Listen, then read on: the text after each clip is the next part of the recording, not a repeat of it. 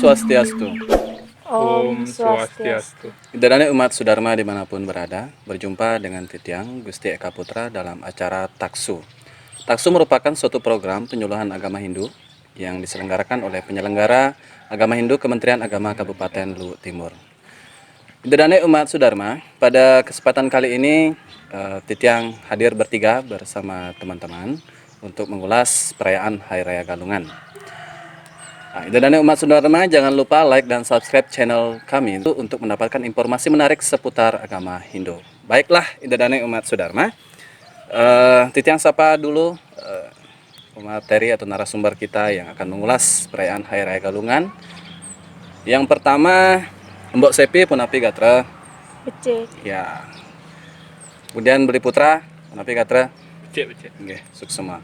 Baik, Idadane umat Sudharma, berbicara tentang Hari Raya Galungan, kita maknai sebagai kemenangan Dharma melawan Adharma. Ya, untuk mengulas lebih jauh tentang perayaan tersebut sudah hadir narasumber kita, Beli Putra, yang akan mengulas makna dari perayaan Hari Raya Galungan. Baik, Beli Putra, ya, kita selaku agama Hindu itu tentunya kan kaya tentang perayaan Hari Raya, baik berdasarkan sase maupun wuku itu banyak sekali. Terkhusus ini kita pada sesi kali ini kita bicara Hari Raya Galungan. Nah, pandangan Beli Putra bagaimana tentang perayaan Hari Raya Galungan Nike?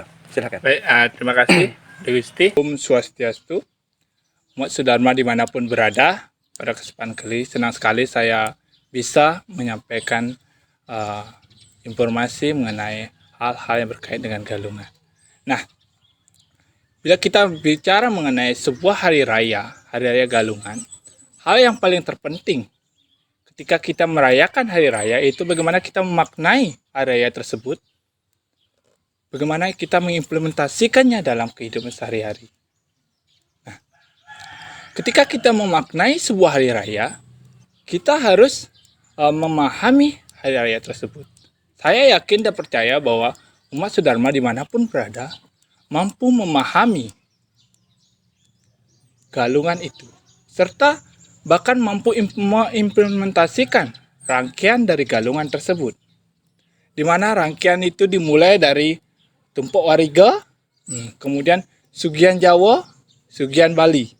Nah, terkadang ada pemahaman di masyarakat yang masih rancuh terhadap dua rangkaian ini antara Sugian Jawa dan Sugian Bali, di mana anggapan bahwa ketika orang melaksanakan Sugian Jawa itu merupakan keturunan Majapahit, ketika melaksanakan Sugian Bali itu merupakan keturunan Bali Age atau Bali asli.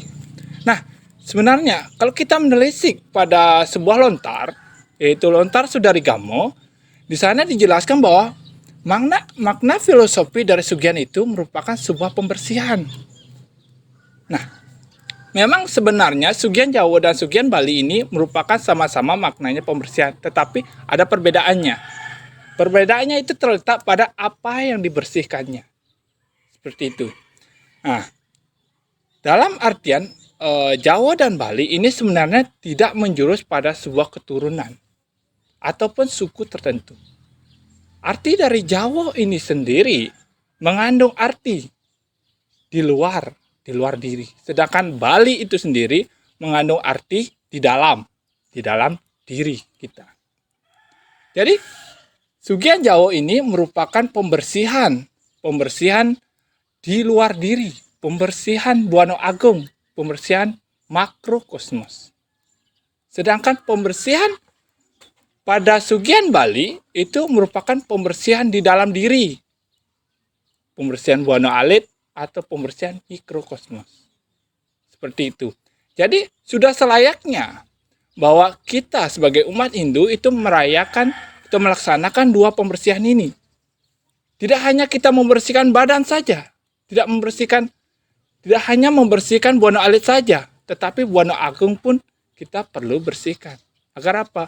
Agar kita bisa layak merupakan tempat. Kalau kita membersihkan Buana Alit itu agar badan kita itu layak sebagai tempat sang jiwa yang suci.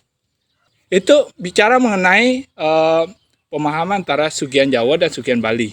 Kita lanjut yang berikutnya, rangkaian galungan itu, yaitu penyekaban, penyajian, dan penampahan. Umat Sedharma dimanapun berada,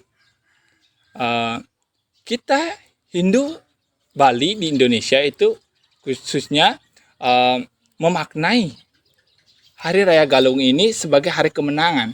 Seperti yang disampaikan oleh Beli Gusti tadi, dimaknai sebagai hari kemenangan. Kemenangan apa? Kemenangan Dharma melawan Adharma. Seperti itu. Nah, dalam Lontar Purana Bali Dwipa, itu dijelaskan bahwa awal mula terjadinya galungan ini yaitu pada Purnama Kapat. Purnama Kapat Budo Kliwon Dunggulan. Itu tepatnya pada tahun 804 Saka. Kalau dalam Masehi itu adalah 882 Masehi. Nah, umat Sedharma dimanapun berada, walaupun dalam perjalanannya galungan ini sempat tidak dirayakan. Itu tepatnya pada abad ke-11. Selama 23 tahun umat Hindu tidak merayakan Hari Raya Galungan. Tetapi pada abad 11 setelahnya, yaitu tepatnya pada tahun 1126 Saka, itu umat Hindu kembali melaksanakan Hari Raya Galungan. Nah, perlu diketahui bahwa dalam Lontar Usana Bali itu sebenarnya ada cerita yang melatar belakangi kita melaksanakan Hari Raya Galungan. Nah, ceritanya apa? Ceritanya yang berkaitan dengan peperangan antara Dewa Indra dan Raja Raksasa Mayadanawa. Karena Raja Raksasa Mayadanawa ini diibaratkan sebagai raja yang sangat kejam, sangat brutal. Artinya dia melarang umat Hindu untuk melakukan pemujaan kepada dewa, menghancurkan tempat suci pura-pura sehingga Dewa Indra turun ke dunia untuk memusnahkan kekejaman dari Raja Raksasa Mayadanawa. Oleh sebab itu, kemenangan dari Dewa Indra inilah disimbolkan sebagai hari kemenangan Dharma melawan Adharma. Nah, apa benang merah yang bisa kita petik, makna yang kita petik di dalamnya? Itu bagaimana kita meraih kemenangan itu, kita implementasikan dalam kehidupan kita sehari-hari. Nah, dalam Dharma Sastra, Manawa Dharma Sastra disebutkan yang menghancurkan Dharma, yang membunuh Dharma, akan dihancurkan dan dibunuh oleh Dharma itu sendiri. Sedangkan yang memelihara Dharma, yang mengusahakan Dharma, akan dipelihara oleh Dharma itu sendiri. Oleh sebab itu sudah seyogyanya kita senantiasa selalu memelihara Dharma dalam diri kita. Artinya apa? Setiap langkah hidup kita harus berpedoman pada Dharma. Nah, umat Sedharma dimanapun berada, mudah-mudahan di hari Galungan ini kita bisa menanamkan dalam diri, menanamkan ajaran-ajaran Dharma, agar kita mampu memenangkan pertempuran melawan hawa nafsu kita, mengendalikan sifat-sifat keraksasaan dalam diri. Sehingga apa? Sehingga kita layak mengatakan bahwa kita sudah menang di dalam melaksanakan Hari Raya Galungan ini. Mungkin seperti itu, Gusti. Baik, terima kasih pemaparan yang sangat detail yang diberikan oleh Beli Putra. Saya kira cukup jelas mulai dari rangkaian sampai pemaknaan cukup jelas. Baik, terima kasih. Semakin menarik pembahasan kita pada hari ini. Saya mendapatkan sebuah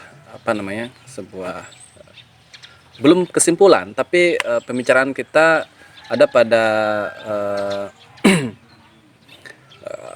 pendekatan mengenai perayaan Hari Raya Galungan ini memang dimaknai sebagai kemenangan Dharma melawan Adharma. Begitupun banyak rangkaiannya adalah itu adalah sebuah ujian ya, Ya, bisa kita betul. katakan itu sebuah ujian. Di saat kita mampu melewati semua ujian tersebut, tentu kemenangan akan kita dapatkan di Ya, perayaan Hari betul. Raya Galungan itu. Nah, Hidrane umat Sudharma, kita ketahui bersama bahwa kalau kita bicara tentang agama Hindu tentu tidak lepas dari kerangka agama Hindu. Mungkin Mbok Sepi bisa nanti menjelaskan kalau mungkin secara filosofinya tadi kan sudah Ya. Beli Putra mengulas, sudah detail. Tatua Susilanya sudah dapat. Ya. Ya, Tatua Susilo udah dapat tadi gitu.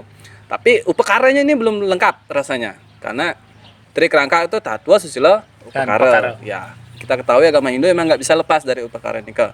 Ya, menyambung dari rangkaian Hari Raya Galungan yang disampaikan tadi sama Beli Putra, Mbok Sepi mungkin bisa menjelaskan bagaimana mulai rangkaian dan upakaranya ya, yang Mbok Sepi ketahui terkait perayaan Hari Raya Galungan itu. Silakan. Semua Nggih. umat Sedharma dimanapun berada, tadi Beli Putra sudah menjelaskan secara rinci mengenai rangkaian Hari Raya Galungan, mulai dari Tumpek Warga atau Tumpek Udoh. Nah, di Tumpek Udoh ini kita tentu saja menghaturkan sesajen atau upekara, yaitu banten pengatag yang dihaturkan kepada Dewa Sang Hyang Sangkara atau Dewa Penguasa Tumbuh-tumbuhan, seperti itu. Nah, yang kedua yaitu Sugian Jawa dan Sugian Bali. Nah, adapun upekara yang dilakukan dalam Sugian Jawa dan Sugian Bali, yang pertama tadi sudah dijelaskan secara skala dan skala pembersihan pelingge, kemudian mencabut rumput di pekarangan, itu merupakan secara skala pembersihan buana alit, buana agung atau makrokosmos. Nah, kemudian secara niskala. Nah, ini terkait dengan upekara. Pada umumnya, umat Sedharma bisa melaksanakan upekara yang pertama itu pecaruan pancasata. Nah, ini pecaruan untuk pengaturan kepada alam semesta atau lingkungan kita. Sebagai rasa syukur kita akan nikmat yang telah diberikan oleh lingkungan kita kepada kita. Seperti itu. Nah, kemudian yang kedua tadi sudah juga disebutkan Banten Pengerebuan dan Banten Prayaschita. Nah, Banten Pengerebuan dan Banten Prayaschita ini tentunya untuk penyucian, sarana penyucian. Nah, adapun Banten Pengerebuan itu yang pertama ada beras tulung sayur, kemudian untak atau tumpeng 5 bungkul, kemudian dialasi dengan ceper. Nah, kemudian dilengkapi dengan rake-rake jangkep. Setelah itu tentu saja jaje uli dan begino. Itu yang utama. Kemudian di atasnya itu ditambahkan dengan ulam ayam berumbun mateng. Kemudian dilengkapi dengan urap putih dan urap barak. Kemudian sate ayam berumbun 3 tusuk. Kemudian di tingkatan paling atas itu diisikan canang sari. Ya. Nah, sebagai sarine yadnya tentunya. Kemudian diikat menjadi satu. Nah, itulah Banten Pengerebuan. Ya. Kemudian ada namanya Banten Prayaschita. Umat Sedharma yang berbahagia, tentunya setiap daerah atau setiap wilayah memiliki desa kalepatranya masing-masing terkait dengan Banten apapun itu, termasuk Banten Prayaschita. Nah, secara umum Banten Prayaschita itu ada dibentuk dari nampan, kemudian alat prayaschita yang kemudian diisikan nasi meklongkong di tengahnya dan dialasi dengan daun tabie bun 5 buah yang dijarit melingkar. Nah, kemudian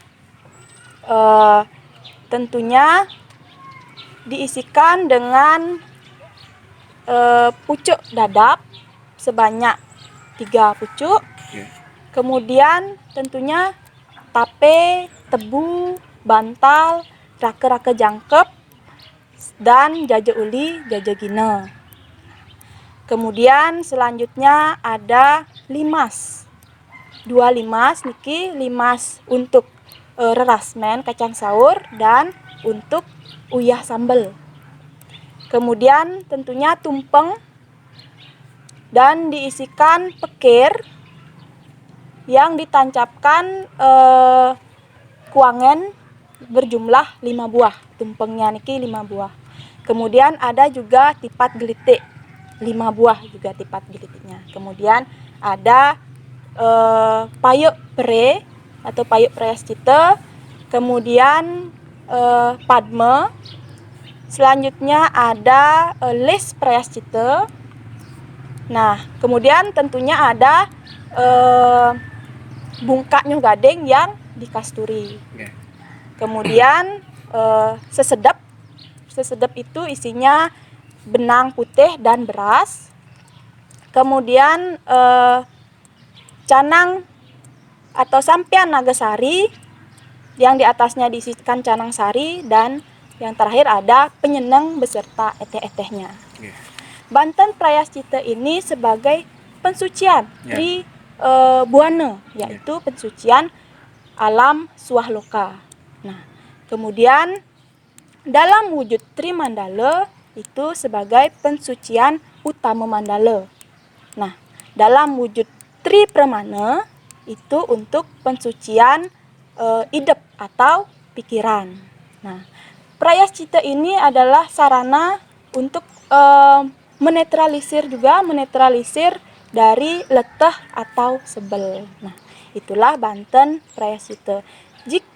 Jika umat sedharma tidak melaksanakan atau mengaturkan Banten pecaruan pancasate tadi, kemudian pengerebuan dan prayascita secara niste, secara sederhana, umat sedharma juga bisa mengaturkan canang sari di pelinggih-pelinggih umat sedharma, kemudian diisikan bungkak nyuh gading, kemudian dipercikan ke seluruh bagian-bagian pekarangan rumah, tentunya di pelinggih-pelinggih juga. Nah, seperti itu. Nah, itulah Banten Sugian Jawa. Nah, kemudian untuk Sugian Bali. Nah, karena Sugian Bali ini untuk penyucian dari dalam diri manusia itu atau alam mikrokosmos, maka melakukan pengelukatan menggunakan bungkak nyuh gading, kemudian melaksanakan tirta gocara atau tirta yatra ke sumber-sumber mata air, samudra, kemudian bisa juga melakukan pengelukatan ring griya.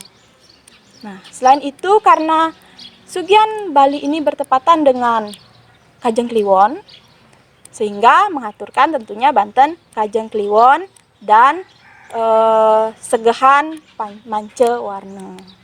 Nah, itulah Banten, Sugian Bali, dan Sugian Jawa.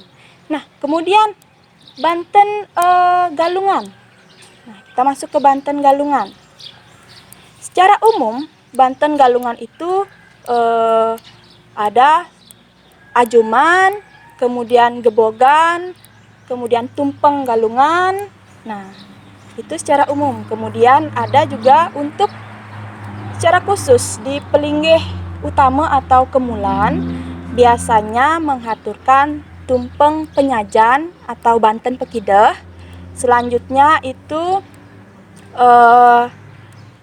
jerimpen, kemudian ajuman, pesucian, dan rerake dan sampian payasan. Nah, itu.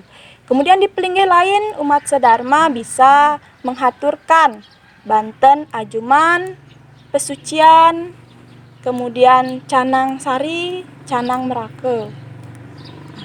Selanjutnya untuk di penjor itu bisa menggunakan ajuman putih kuning, pesucian, dan tadah pawitra. Selanjutnya itu untuk di gumatat gumitit itu seperti rayap, semut, kemudian alat-alat perlengkapan seperti perlengkapan ke sawah, di rumah, kemudian perlengkapan lainnya umat sedharma bisa menghaturkan ajuman dan canang sari. Nah, selanjutnya untuk di piasan yang jika umat sedharma memiliki piasan atau pemaruman, nah umat sedharma bisa menghaturkan sesayut, kemudian dapetan atau biukawanan, kemudian ajoman, kemudian penyenang, peras, kemudian pajegan dan pesucian, dan sesuai juga dengan desa Kalepatra yang ada di wilayah umat sedharma seperti itu. Nah, itulah Banten secara umum dalam Rahina Galungan. Nah, demikian bisa saya. Terima kasih Mbak Sepi, penjelasannya begitu sangat detail ya tentang perkara agama Hindu. Seperti memang kita ketahui agama Hindu ini memang agama Hindu Bali khususnya memang sangat banyak upakaranya. Tapi dengan semangat kita beragama tentunya itu semua tidak menyulitkan lah ketika kita memang mau melaksanakan itu dan menjadikan itu sebagai kewajiban ataupun korban suci seperti itu. Kita masuk pada sesi terakhir. Mungkin sebelum saya tutup, saya simpulkan dari pembicaraan kita pada pagi hari ini bahwasannya perayaan Hari Raya Galungan merupakan hari suci agama Hindu yang kita maknai sebagai kemenangan Dharma melawan Adharma. Kemenangan dalam hal ini adalah kita bagaimana mengendalikan diri kita bersiap merayakan Hari Raya Galungan itu. Terkait upakara dan lain sebagainya itu adalah sarana media kita semua. Yang perlu kita garis bawahi adalah bagaimana upakara itu tidak lepas dari pakem. Nah, dari pakem, mengapa? Karena agama Hindu memang nggak bisa lepas yang namanya seni sakral. Betul. Ya, seni sakral itu harus harus dijiwai yang namanya Satyam, Siwam, Sundaram. Satyam itu artinya kebenaran, kemudian Siwam kesucian, dan Sundaram keindahan. Kita memang tidak lepas yang dari namanya kreasi seni itu nggak bisa lepas. Tapi yang paling penting adalah pakemnya. Baiklah Hidadane umat Sudharma, mohon maaf apabila ada perbincangan kita ini ada sesuatu yang kurang. Mohon dilengkapi, kritik dan saran kami harapkan. Dan jangan lupa like dan subscribe channel untuk mendapatkan informasi-informasi menarik lainnya dan menambah wawasan kami seputar agama Hindu. Terima kasih dan kami tutup dengan Paramasanti. Om Santi Santi Santi Om.